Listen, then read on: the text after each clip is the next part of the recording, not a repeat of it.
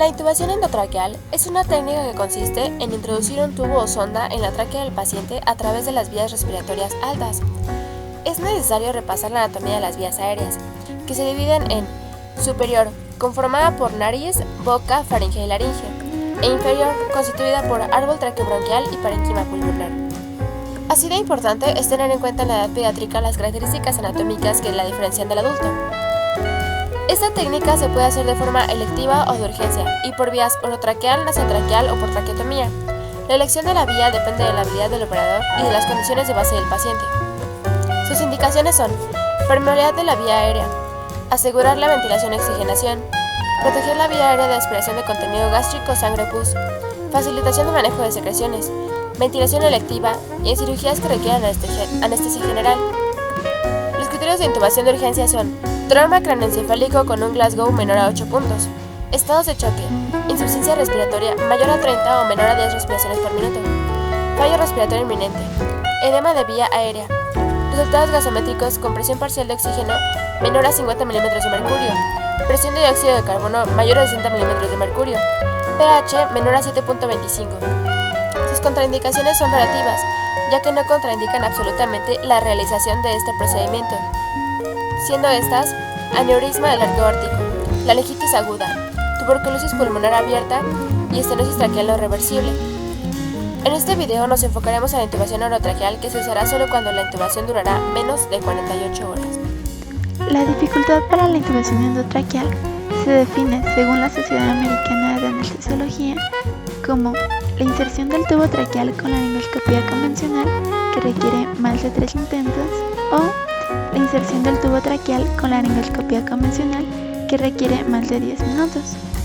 Otra forma es la clasificación de Cormack, que valora en 4 grados la dificultad de intubación, según la visualización de las estructuras laringeas. La evaluación clínica de la vía aérea tiene como objetivo identificar los factores tanto anatómicos como patológicos relacionados con la intubación traqueal difícil. La intubación traqueal difícil es una de las causas más importantes de muerte y mortalidad anestésica.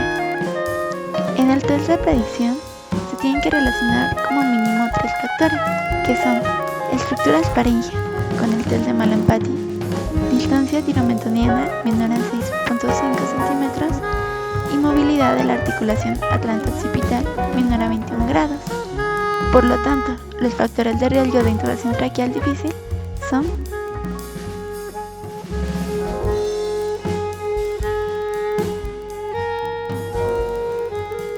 técnica para la intubación. La realización exitosa de la laringoscopía directa para ver la glotis requiere la alineación de los ejes oral, faringeo y laringeo. Posición del paciente.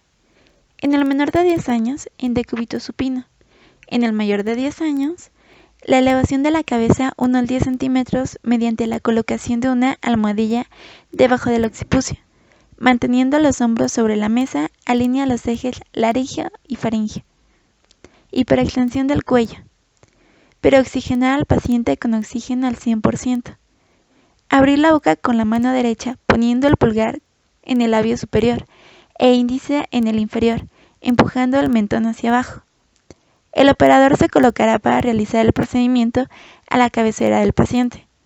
Sostener el laringoscopio con la mano izquierda, utilizando los dedos índice y pulgar, e introducirlo por la comisura labial. Desplazar el laringoscopio a la izquierda. Avanzar el surco glosoepiglótico. Tirar la laringe hacia arriba y adelante en un ángulo de 45 grados. Aspirar secreciones de la orofaringe. Colocar tubo con concavidad hacia adelante y lateralizarlo hacia la derecha. Maniobra de Sejik. Introducir el tubo entre las cuerdas bucales, 3 centímetros por debajo de ellas. Retirar el laringoscopio. Comprobar la correcta posición del tubo endotraqueal. Colocar cánula de Guedel para evitar la mordedura del tubo. Fijación del tubo endotraqueal con gasa. Placa de control de la posición. Realizar gasometría. Es importante para realizar este procedimiento monitorizar al paciente y colocar una vía venosa periférica. Extubación. Es la retirada de la vía aérea artificial.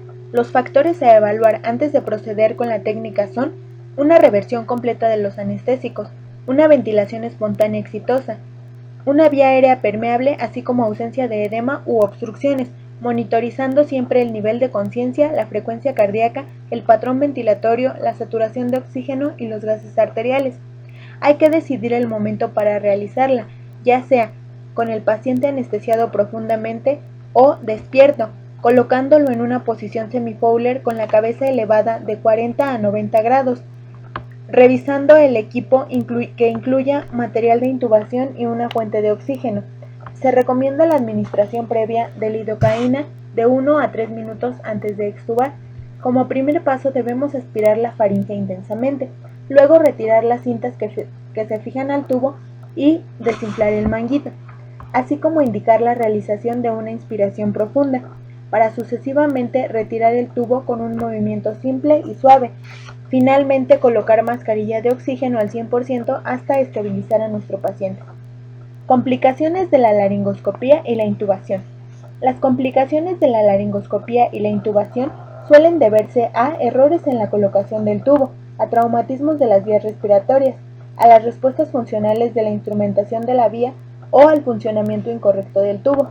Estas complicaciones pueden producirse durante la laringoscopía y la intubación, mientras el tubo está colocado o después de la extubación. Pueden presentarse tardíamente o tempranamente.